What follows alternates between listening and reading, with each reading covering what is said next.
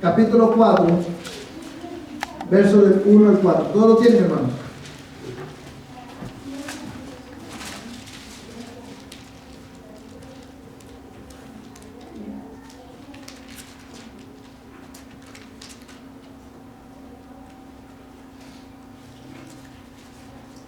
O más bien, hermanos, vamos a leer hasta el verso 5. Efesios capítulo 4, verso 1 hasta el verso 5.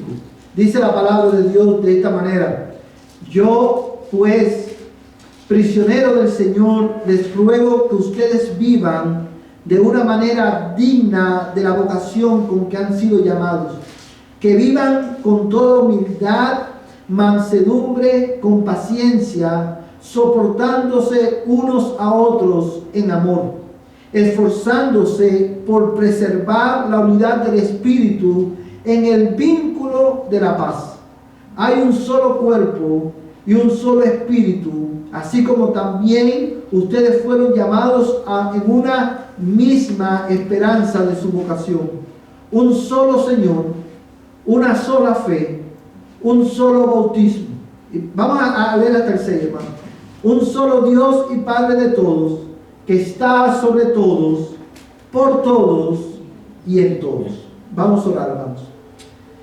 Padre, en esta noche, una vez más nos acercamos al trono de tu gracia para, Señor, rogarte en esta ocasión, en el nombre de Jesús, Señor, que tú, Dios mío, tomes nuestras vidas esta noche y tú las moldees, oh Dios, por el poder de tu palabra. Quiero rogarte, Padre, en el nombre de Jesús, que tú abras nuestros oídos para poder entender, oír tu voz y poder entenderla, Señor. Padre, yo te lo ruego en el nombre de Cristo. Ayúdame, Señor, a proclamar tu palabra con verdad esta noche. Ayúdame, Señor, a proclamar tu palabra en el poder de tu Espíritu Santo. En el nombre de Jesús oramos. Amén, amén y amén.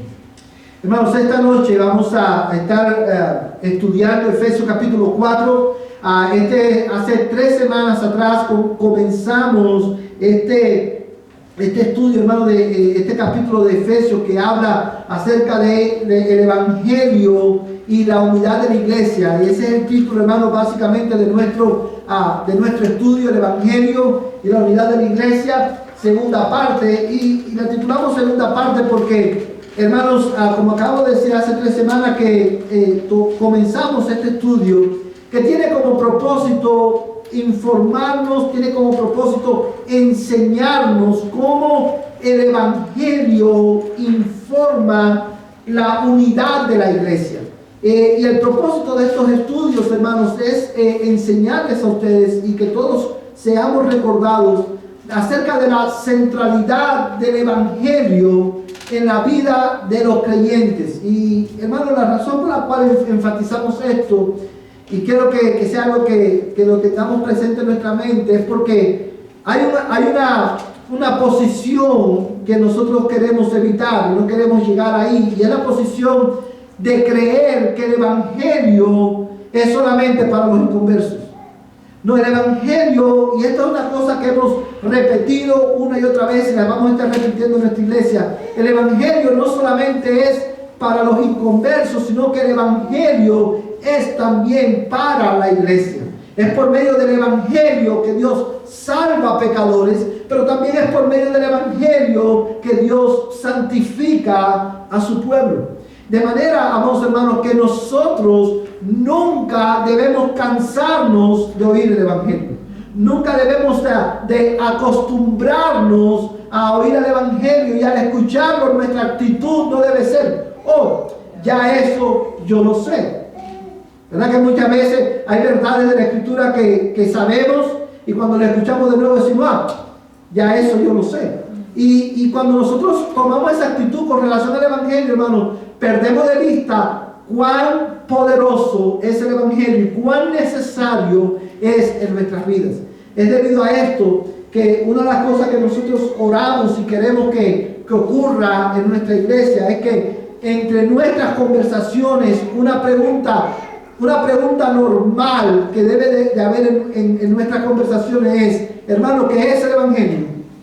Hermano, dime el Evangelio, recuérdame el Evangelio. Y cuando me preguntan qué es el Evangelio, yo no me voy a ofender porque yo sé cuán necesario es el Evangelio en mi vida. Amén, hermanos. La semana pasada, o hace 3 semanas, hermanos, cuando consideramos este tema, aprendimos que la unidad de la iglesia es, hermano, es por naturaleza sobrenatural.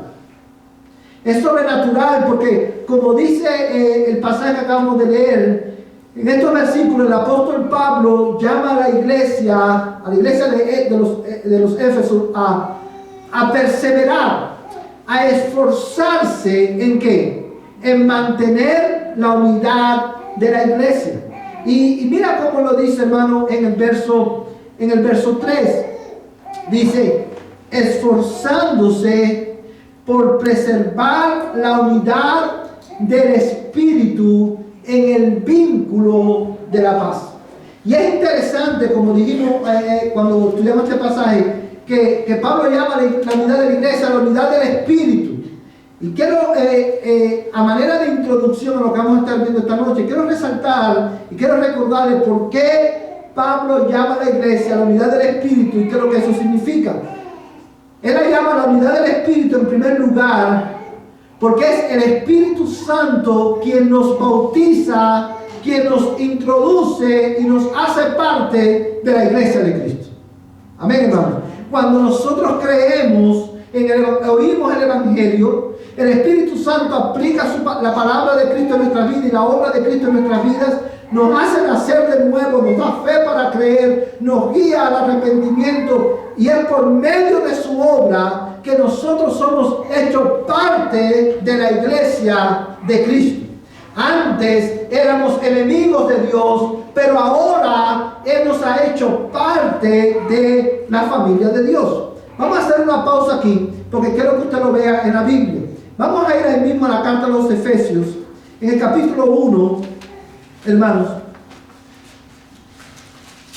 Y mira cómo él dice. Efesios capítulo 1, y vamos a leer desde el verso 3 hasta el verso 6. Amén. Dice, bendito sea el Dios y Padre de nuestro Señor Jesucristo, que nos ha bendecido con toda bendición espiritual en los lugares celestiales en Cristo, porque Dios nos escogió en Cristo antes de la fundación del mundo para que fuéramos santos y sin mancha delante de Él. En amor nos predestinó para adopción como hijos para sí, mediante Jesucristo, conforme a la buena intención de su voluntad, para alabanza de la gloria de su gracia, que gratuitamente ha impartido sobre nosotros en el amado. En el verso 7 dice, en Él tenemos redención mediante su sangre, el perdón de nuestros pecados, según la riqueza de su gracia, que ha hecho abundar para con nosotros en toda sabiduría y discernimiento. Nos dio a conocer el misterio de su voluntad, según la buena intención que se propuso en Cristo, con miras a una buena administración en el cumplimiento de los tiempos, es decir, de reunir todas las cosas en Cristo, tanto las que están en los cielos como las que están en la tierra. También en Él hemos obtenido herencia, habiendo sido predestinados según el propósito de aquel que obra todas las cosas conforme al consejo de su voluntad, a fin de que nosotros que fuimos los primeros en esperar en Cristo seamos para alabanza de su gloria. Y en el verso 13 dice, en Él también ustedes, después de escuchar el mensaje de la verdad, el evangelio de su salvación, y habiendo creído, fueron sellados en Él con el Espíritu Santo de la promesa que nos es dado como garantía de nuestra herencia, con miras a la redención de la posesión adquirida de Dios para alabanza de su gloria. Hermanos, el capítulo 1 de la carta a los Efesios es uno de los pasajes favoritos míos de esta carta. Y yo quiero que tú notes todo lo que acabamos de leer. Hay algunos detalles importantes. Y todo él comienza dando una exaltación a Dios. Bendito sea Dios, el Padre de nuestro Señor Jesucristo, que nos ha bendecido con toda bendición espiritual. Y todo lo que nosotros leímos son las bendiciones espirituales que Dios nos da en Cristo por medio de su Espíritu Santo. Cuando tú creíste, tú fuiste adoptado como hijo de Dios, tú fuiste perdonado, tú fuiste redimido, justificado. ¿Y todo esto para qué? Para la gloria de Dios, para la alabanza de Dios. Y como garantía de nuestra salvación, Dios hizo habitar su Espíritu en la iglesia. Y es el Espíritu Santo quien nos trae a Cristo, nos bautiza en el cuerpo de Cristo y nos hace una familia en el Señor. Es por eso que Pablo la llama la unidad del Espíritu, pero también Pablo la llama la unidad del Espíritu porque las cualidades o las virtudes que necesitamos para nosotros preservar la unidad de la iglesia y que el nombre de Cristo sea glorificado, solamente las produce el Espíritu Santo por medio de su palabra. Todas estas virtudes que tú y yo necesitamos para preservar esta unidad, para valorar esta unidad, para priorizar la unidad de la iglesia, son virtudes sobrenaturales, no son orgánicas. ¿Sí sabe lo que es orgánico, hermano? ¿Cuál es la diferencia entre lo orgánico y lo que no es orgánico? Si usted ve una manzana, ¿cuál es la diferencia entre la manzana orgánica y la que no es orgánica? ¿Es más natural? La orgánica no tiene químicos, los químicos la hacen más grande, crece más rápido.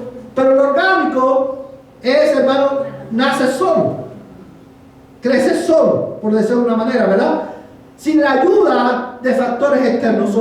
Estas virtudes no son orgánicas, no las producimos nosotros. Nuestra disposición es contraria completamente. Usted se preguntará, ¿cuáles son esas virtudes, pastor? Bueno, vamos a regresar a Efesios capítulo 4. Dice Efesios capítulo 4 de esta manera, en el verso 2, que vivan con toda humildad y mansedumbre, con paciencia, soportándose unos a otros en amor. Fíjate esta virtud, hermano: humildad, mansedumbre. ¿Quién es la fuente de toda mansedumbre, hermano? Cristo. Él, siendo Dios, se humilló a Él mismo, tomó nuestro cuerpo, nuestra naturaleza humana, y estando en la condición de hombre, dice Filipenses, la carta a los Filipenses, se humilló hasta lo sumo, hasta la muerte. Él es la fuente de toda humildad, hermano. Él no escatimó ser igual a Dios, y esto es lo que radica la humildad cristiana o la humildad evangélica. Dice Pablo que Cristo no escatimó ser igual a Dios como cosa a que aferrarse. Muchas veces, hermano, nosotros nos aferramos ¿a qué? A nuestro tiempo que llevamos en la iglesia, al conocimiento que tenemos o a un estatus que tenemos, o muchas veces nos aferramos a nuestra razón. No, yo tengo la razón en este punto, o en este aspecto, en este conflicto, y yo yo tengo que defenderla, no me importan las consecuencias, pero a mí hay que escucharme, o yo tengo que hacer que las personas respeten mi opinión y mi posición. Y eso causa ¿qué cosa? División. Cuando nos creemos que somos superiores a los demás, eso causa ¿qué cosa? División. Pero dice también mansedumbre. Amados hermanos, dice el texto, con paciencia. Una de las razones por las cuales, o una de las causas que produce división en la iglesia, es precisamente que no somos pacientes unos con otros. Nosotros nos gusta que sean pacientes con nosotros, ¿sí o no? Nos gusta que nos den gracia, que tengan compasión de nosotros, pero no somos muy dados a dar gracia a otras personas. Cuando digo de dar gracia, no estoy hablando de dar gracia. Humano, gracias porque me diste raíz. No, estoy hablando, cuando hablo de dar gracia, estoy haciendo referencia a tratar a otras personas de la manera que Cristo me ha tratado a mí. Por ejemplo, ¿qué es la gracia de Dios? Es un regalo inmerecido. En su gracia Él me da lo que no merezco. O no me da, perdón, lo que yo merezco. Esa es la gracia de Dios. ¿Qué es lo que yo merezco? Condenación. Pero Él no me la da. Y yo voy a tener, porque yo he recibido gracia y misericordia en Cristo, yo voy a tener gracia y misericordia de mis hermanos. ¿Qué es lo que se merece el hermano Pedro? No tenemos ningún Pedro aquí, ¿verdad? No. ¿Qué es lo que se merece el hermano Pedro? Que yo no lo salude. Ese hermano tan arrogante, yo no voy a perder mi tiempo con ese hermano. Pero yo voy a tener, ¿qué cosa, hermano? Le voy a dar gracias al hermano. Porque Cristo me impartió gracia a mí. Y eso es una obra ¿de quién? Del Espíritu Santo. Por eso Pablo llama a la unidad del Espíritu, la unidad de la iglesia, la unidad del Espíritu, porque es sobrenatural, porque es el Espíritu Santo que nos hace parte de la iglesia, aplicando la obra de Cristo en nuestra vida, aplicando su palabra, habitando en nosotros, pero también es el Espíritu Santo quien produce, aleluya, estas virtudes en nosotros. Ahora bien, esta noche vamos a estar considerando cuál es el fundamento que sostiene esa unidad. Eso es producida ¿por quién? Por el Espíritu Santo. Pero el texto que tenemos delante nos enseña, presenta cuál es el fundamento o cuáles son los fundamentos que sostienen, hermanos, verdaderamente la unidad de la iglesia. Y la razón por la cual esto es importante es porque si yo voy a forzarme por mantener la unidad del Espíritu en el vínculo de la paz, yo tengo que entender cuál es el fundamento sobre el cual descansa esa unidad. Y la razón por la cual tengo que saberlo es porque la Biblia, aunque la unidad la produce el Espíritu Santo, la Biblia me manda ¿qué? A mantenerla, a preservarla, a esforzarme en preservarla. Para yo poder hacerlo, yo tengo que entender qué es lo que sostiene la unidad de la iglesia. Hermanos, y este punto es bien importante, porque cuando usted ve cualquier grupo en la sociedad, los grupos se unen ¿por qué? Porque tienen algo en común. Eso es lo que mantiene junto a grupos sociales. Por ejemplo, lo que nos mantiene juntos, si vamos a un ejemplo, si lo que nos mantiene juntos nosotros como iglesia es que todos somos mexicanos y somos conocidos como la iglesia de los mexicanos, esa unidad no es evangélica. Esa no es la unidad del Espíritu. Si lo que nos une a nosotros es que todos hablamos español, esa no es una unidad evangélica. Si lo que nos une a nosotros, por ejemplo, es que a todos nos gusta el mariachi, eso no es una unidad evangélica. ¿Verdad? Por ejemplo, hay un grupo muy común en la sociedad en que vivimos, es los grupos de lectura, los clubes de lectura de libros. ¿Qué es lo que hace que esa gente se reúna semana tras semana o una vez al mes a leer un libro juntos? Que a ellos les gusta, ¿qué cosa? La lectura. Exactamente, tú no puedes tener, tú no vas a tener unidad. Dice la Biblia, hermano, andarán dos juntos sin estar de acuerdo. ¿Cuál es el fundamento que sostiene la unidad que el Espíritu produce en la iglesia? Mira el texto conmigo, mira el versículo 5. Dice la palabra de Dios. Bueno, en el verso 4 dice, hay un solo cuerpo y un solo espíritu, así como también ustedes fueron llamados a una misma esperanza de su vocación. Un solo Señor, una sola fe, un solo bautismo. Yo quiero que tú, hermano, consideres lo que el texto está diciéndonos. Pablo está argumentando, hay un solo cuerpo, hay una sola iglesia. Que by the way, hermanos, yo quiero decirle algo a ustedes, porque yo quiero que también ustedes aprendan el conocimiento de nosotros sea integral.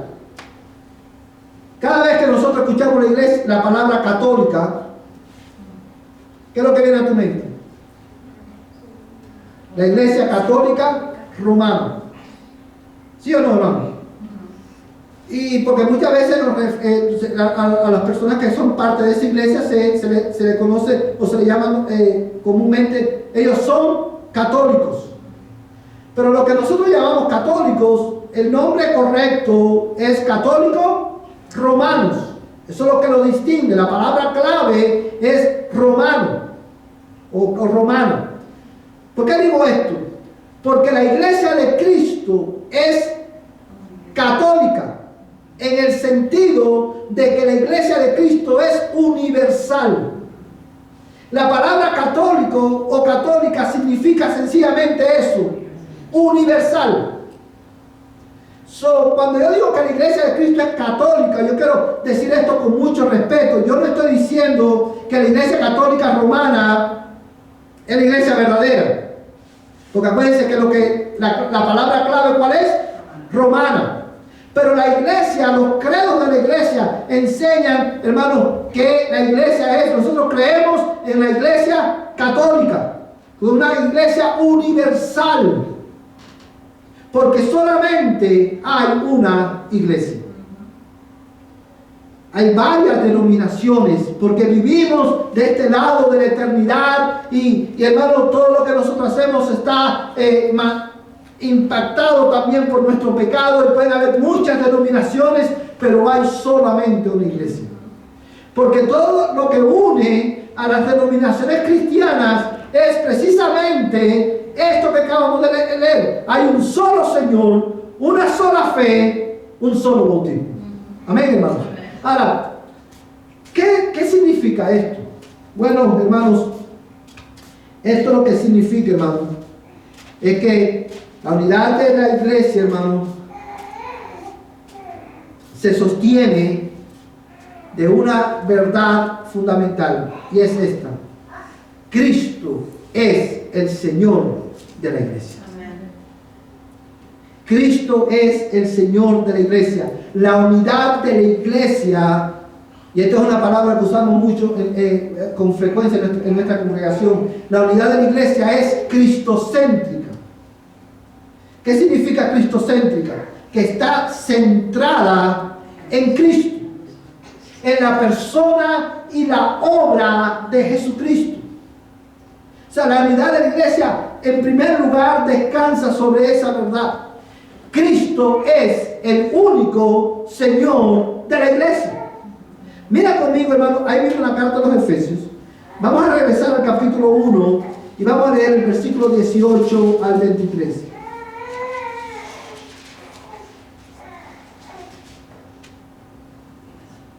Efesios 1, del 18 al 23. ¿Todo lo tienes, hermano? ¿Qué lo quiere leer? Efesios 1, del 18 al 23. Mi oración es que los ojos de vuestro corazón sean iluminados para que sepáis cuál es la esperanza de su llamamiento, cuáles son las riquezas de la gloria de su herencia en los santos y cuál es la extraordinaria grandeza de su poder para con nosotros los que creemos, conforme a la eficacia de la fuerza de su poder. ¿Hasta cuándo? Hasta el 23, hermano. El cual obró en Cristo cuando le resucitó de entre los muertos y le sentó a su diestra en los lugares celestiales, muy por encima de todo principado, autoridad, poder, dominio y de todo nombre que se nombra, no solo en este siglo, sino también en el venidero. Y todo sometió bajo sus pies, y a él lo dio por cabeza sobre todas las cosas a la iglesia, la cual es su cuerpo, la plenitud de aquel que lo llena todo en todo. Amén. Fíjate, hermanos, he querido leer desde el versículo 18 para que ustedes puedan tener el contexto de lo que Pablo está diciendo. Pero fíjate, hermano, lo que dice en el versículo 18. Él dice: mi oración es que los ojos de sus corazones sean iluminados para que sepan cuál es la esperanza de su llamamiento. Él está orando para que la iglesia de los Efesios, hermanos, pueda comprender con mayor claridad cuál es la esperanza del llamamiento con el cual ellos han sido llamados por el Señor. Pero también Él ora para que ellos puedan conocer, que sus ojos sean abiertos, para que ellos puedan entender con mayor claridad la naturaleza del poder que obra y actúa en la vida de los creyentes. Hermanos, si yo quiero hacer énfasis en esto, porque como hemos dicho mucho, hoy nosotros estamos viviendo tiempos en que las personas se enfocan en las cosas como en lo sobrenatural. Ahora, yo quiero decirte algo, hermano. No hay nada tan sobrenatural. El milagro más grande que nosotros podemos experimentar o ver o ser testigos, ¿sabes cuál es? No es que una persona sea sanada de cáncer. No es que a una persona que le falta un brazo le salga un brazo nuevo. Ese no es el mayor milagro que nosotros podemos ser testigos. El mayor milagro del cual nosotros podemos ser testigos es el milagro de la salvación. Porque estamos tan muertos espiritualmente en nuestro pecado que, hermanos, el mismo poder que obró en Cristo para resucitarle de entre los muertos es el mismo poder que obra en el pecador para traerlo de muerte a vida. ¿Sí lo puede ver? Eso es lo que Pablo está diciendo aquí. Él está diciendo: yo creo que ustedes comprendan esto. Y él le dice, hermano, hablando de Cristo, dice, hermano, en el verso 20, ese poder obró en Cristo cuando lo resucitó entre los muertos y lo sentó a su diestra en los lugares celestiales, muy por encima de todo principado, autoridad, poder, dominio y de todo nombre que se nombra, no solo en este siglo, sino también en el venidero. Y todo lo sometió bajo sus pies, y a él lo dio por cabeza sobre todas las cosas a la iglesia, la cual es su cuerpo, la plenitud de aquel que lo llena todo en todo. Hermanos, es nuestro entendimiento, nuestra unidad como iglesia descansa en nuestro entendimiento de quién es Cristo y de cuál es la obra que Él ha hecho en nosotros. Cristo es el único Señor de la iglesia. Cristo es la única cabeza de la iglesia. Eso es lo que significa que la autoridad más grande de la iglesia no es el pastor. Eso significa que la autoridad suprema de la iglesia es la segunda persona de la Trinidad, Jesucristo. Eso significa que la persona más importante en la iglesia es Cristo, que ha sido instituido por el Padre como la cabeza de la iglesia. Es por eso, hermanos, que los servicios en la iglesia, cuando tú entiendes que Cristo es el Señor de la iglesia, que Él es la cabeza de la iglesia, entonces todos estamos de acuerdo que cuando venimos a reunirnos como iglesia, la persona más importante es Cristo. Que el servicio tiene que girar alrededor de Cristo. Y eso, hermano, alimenta la unidad de la iglesia, porque lo que me hace venir es que yo sé que en esa iglesia o en mi iglesia la persona más importante es Cristo. Ahí no vamos a celebrar a hombres, sino que celebramos a Cristo. Y que todo lo hacemos o debemos hacerlo según la palabra de Cristo, porque Cristo es el único Señor y cabeza de la iglesia. Él es el único que puede perdonar pecados.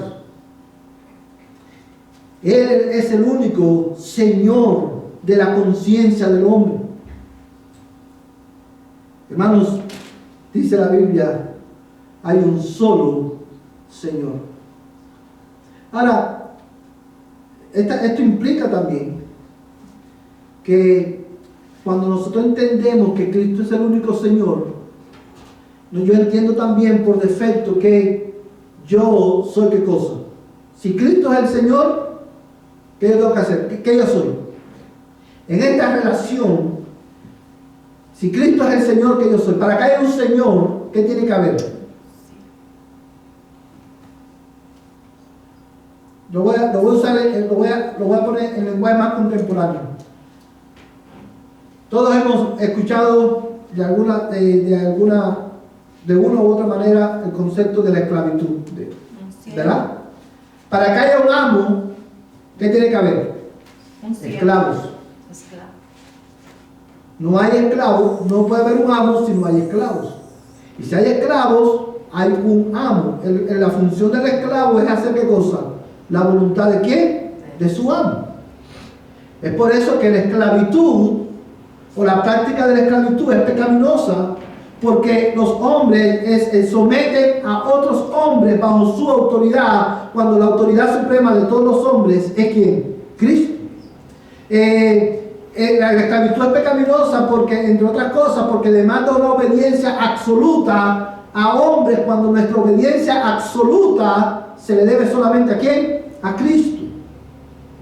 Ahora, cuando yo entiendo que Él es el Señor y mi fe está basada en esa realidad, que Él es el único Señor, la cabeza de la iglesia, yo voy a someter mis presuposiciones y voy a someter mi voluntad a la voluntad de mi Señor. Ahora, ¿cómo eso se ve en la práctica, en el tema de la unidad? Por ejemplo, yo puedo pensar que el hermano Pedro, como decía ahorita, no es digno de que yo lo ame, pero yo lo voy a amar, en primer lugar, porque Cristo me amó a mí primero. Porque Cristo, que es el Señor, me manda a amar aún a mis enemigos. Entonces yo no lo hago por Pedro, lo hago primordialmente ¿por quién? Por Cristo. Por amor a Cristo que me salvó, por amor a Cristo que es el único Señor de mi vida. Quizás yo puedo pensar que una persona, que un hermano no merece que yo lo ayude, o no merece que yo lo asista, no merece que yo lo ame. Y yo lo voy a hacer porque Cristo el Señor me manda a hacerlo. Hermano, quiero que pienses en las implicaciones de esto.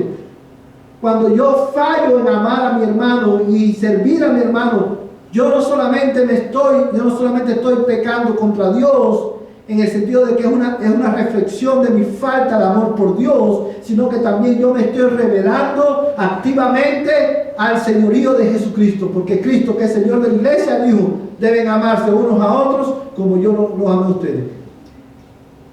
Cuando yo fallo en mostrar amor a mi hermano y a mantener la unidad de la iglesia, eso es una expresión de rebelión contra el señorío de Cristo. Porque lo que nos mantiene unidos es la verdad, no solamente de que Cristo es el único Salvador, sino que Él es el único Señor de la iglesia. Y nuestra voluntad se debe someter a la voluntad de ese Señor. Amén, hermanos.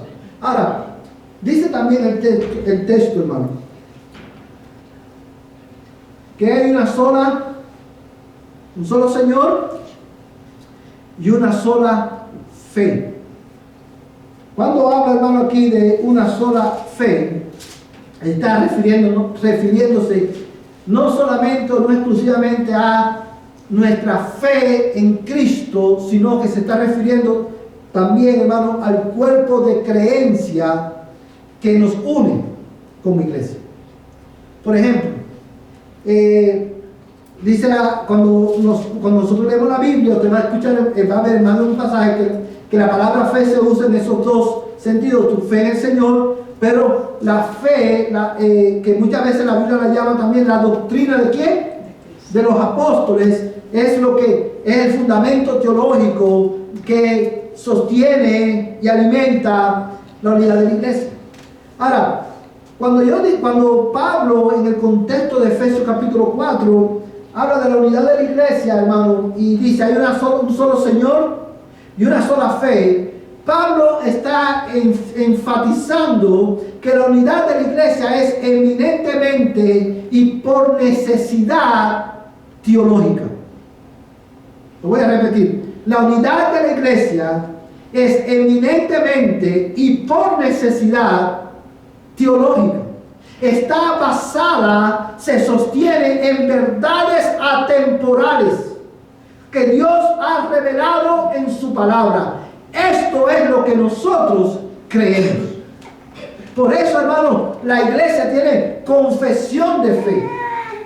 Porque cuando usted se hace miembro de una iglesia, usted tiene la confesión de fe, usted sabe lo que esa iglesia cree. Si usted no cree lo mismo que esa iglesia cree, evidentemente va a ser muy difícil o imposible que usted pueda permanecer ¿en qué?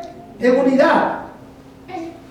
Y la razón por la cual esto es importante es porque, una vez más, hay conceptos populares que suenan muy bien, pero que son antibíblicos, como por ejemplo este concepto. Lo más importante es ¿qué cosa? El amor. El amor. La doctrina no importa, la doctrina divide, hermano. Lo importante es que nos amemos. ¿Eso suena bien o no? Suena muy bien, pero no es bíblico. Porque la unidad de la iglesia es doctrinal por naturaleza. Se sostiene en lo que nosotros creemos que es la verdad a la luz de la palabra de Dios. No está fundamentada en criterios humanos. Está fundamentada en la revelación que Dios ha hecho de Él y de nosotros en su palabra. Por ejemplo, la unidad de nuestra iglesia nos une, hermano, lo que creemos acerca de la Biblia. Nosotros creemos, a la luz de la Biblia, que la Escritura, la palabra de Dios, es ¿qué cosa? Inspirada por Dios. De Génesis a Apocalipsis, la Biblia es inspirada por Dios. Lo que tenemos en la Biblia es exactamente lo que Dios quiso comunicar a través de los hombres que la escribieron. Y nosotros creemos que porque la Biblia es inspirada por Dios en su totalidad, nosotros creemos que la Biblia es inerrante. ¿Qué significa eso? Que no tiene error. Creemos que la Biblia, hermano, es suficiente. ¿Qué significa eso? Que en la Biblia tenemos todo lo que el hombre necesita saber acerca de Dios, acerca de la piedad, acerca de la vida eterna. Dios se ha revelado completamente a nosotros la palabra. Eso es lo que nosotros creemos acerca de la Biblia y es lo que nos une como iglesia. ¿Sí lo puede ver? Ahora, mira una implicación de esto. Yo te voy a poner un ejemplo, hermano. Es común, y yo quiero decir esto con mucho cuidado, hermano, con mucha precaución, porque no quiero que nadie vaya a interpretar lo que no quiero decir. Pero hay, por ejemplo, hoy en día no todas las congregaciones que se llaman iglesias son verdaderamente iglesias. Y la razón por la cual no son verdaderamente iglesias es precisamente porque sus creencias no están de acuerdo ¿a qué? A la palabra de Dios, que es inerrante y suficiente. Yo le voy a poner un ejemplo. Acabamos de decir, para que usted vea cómo, porque esta verdad, hermano, de que la unidad de la iglesia se sostiene en una sola fe, es teológica por naturaleza. Esta verdad no solo aplica a la unidad de la iglesia local, sino aplica a la unidad de la iglesia universal de Cristo.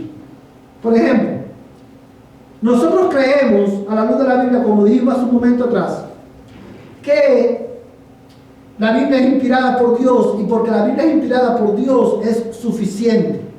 Si usted quiere leer, oír la voz de Dios, ¿qué tiene que hacer? Leer la Biblia.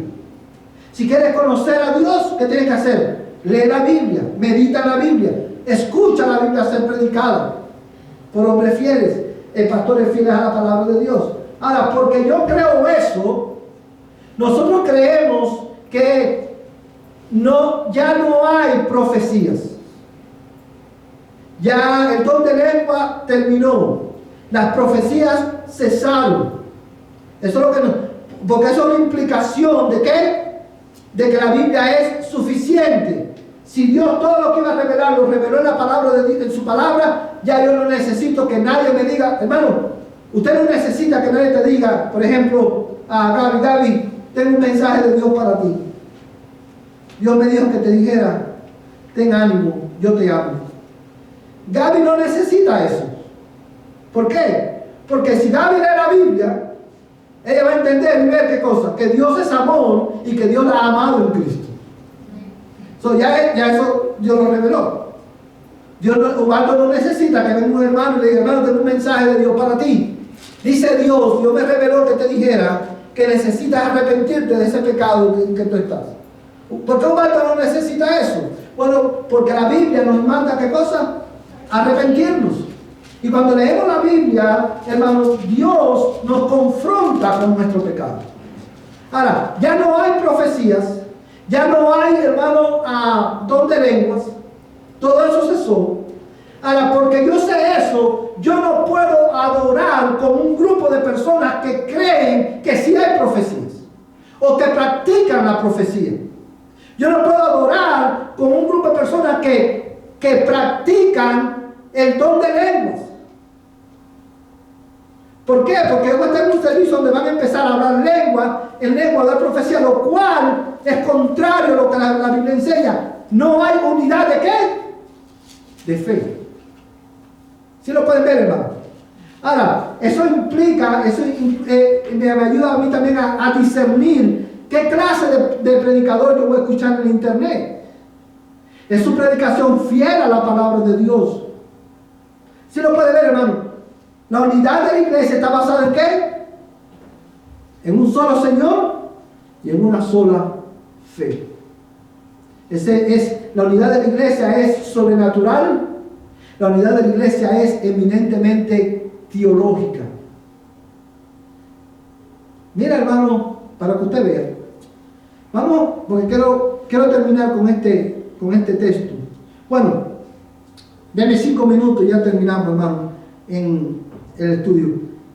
Quiero que usted, no lo vamos a buscar por cuestión de tiempo, porque quiero ver otro punto, pero quiero que usted vaya, hermano, apunte en su nota, en su libro de notas, Primera de Juan capítulo 1, y usted va a ver, hermanos, en Primera de Juan capítulo 1, esta verdad, un resumen de lo que hemos dicho, que la unidad de la iglesia está basada en la verdad de que hay un solo Señor y una sola fe. O sea, eso usted lo va a encontrar también en 1 Juan capítulo 1, en los primeros versículos. Cuando llegue a casa, si tiene chance, lo lee, hermano. Y durante la semana lo puede estudiar. Pero también, hermanos, dice la Biblia que en la unidad de la iglesia hay un solo Señor, una sola fe y un solo bautismo. Ahora, ¿qué significa esto cuando dice él, hermano, que hay un solo bautismo? Hermanos, eso lo que significa es dos cosas. En primer lugar, nosotros creemos, hermano, que el bautismo es, hermano, a la luz de por decirlo de alguna manera, el bautismo es la puerta de entrada ¿a qué?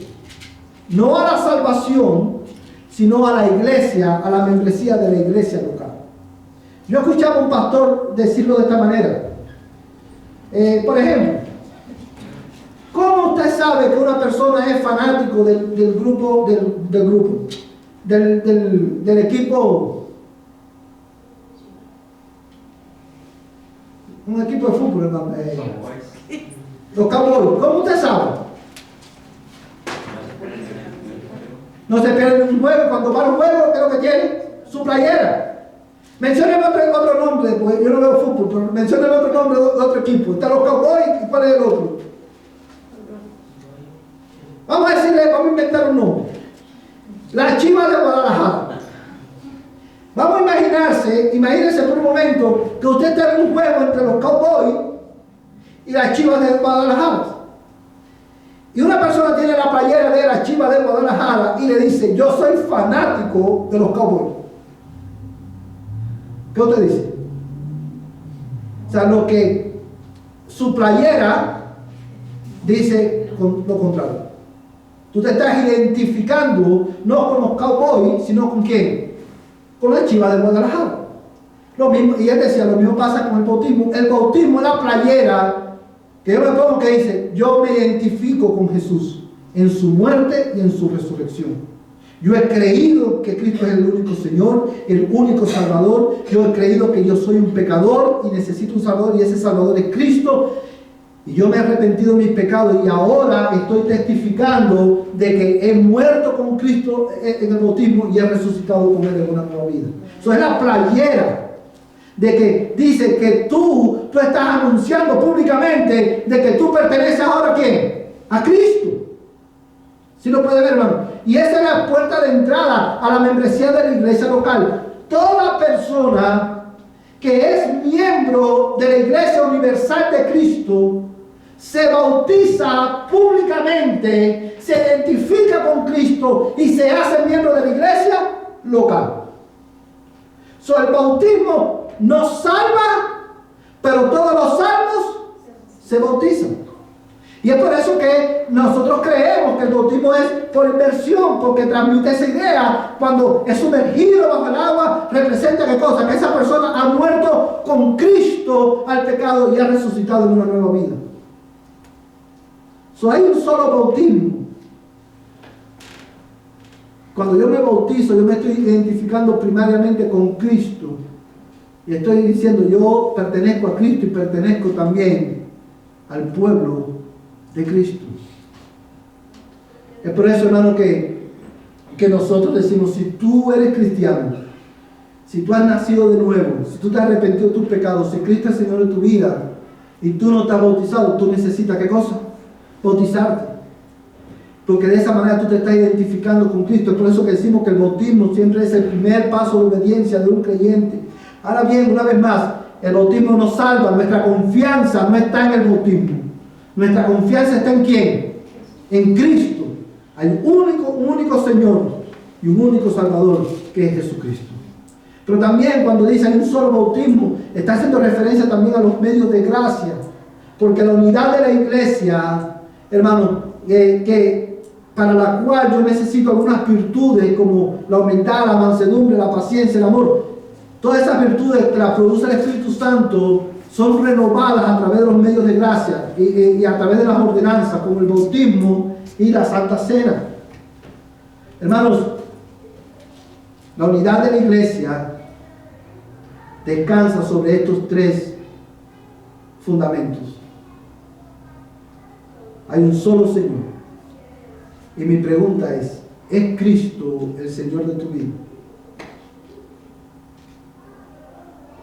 Y una manera en este contexto de responderte esa pregunta es si tu vida está marcada por obediencia a la palabra de Dios. Y si tú estás amando a tus hermanos. Hay un solo Señor, hay una sola fe y hay un solo bautismo. Ese es el fundamento de la unidad de nuestra iglesia. Ahora bien, hermanos, vamos a dejarlo aquí esta noche. El miércoles que viene vamos a continuar este tema. Pero quiero solamente terminar diciéndote algo. ¿Cómo nosotros respondemos a esta verdad?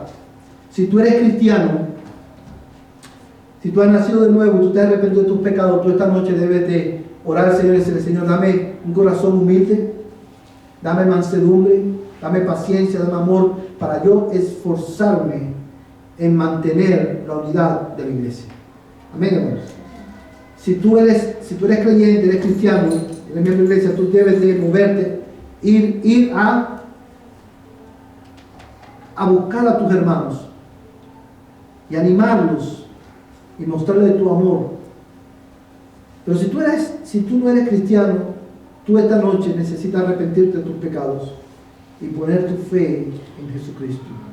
Hay un solo Señor que te puede salvar y ese Señor es Cristo. Ven a Cristo hoy y arrepiéntete de tus pecados. Y si tú eres cristiano y no te has bautizado, la mejor manera de responder a este mensaje también es: bautízate, identifícate con Cristo por medio del bautismo.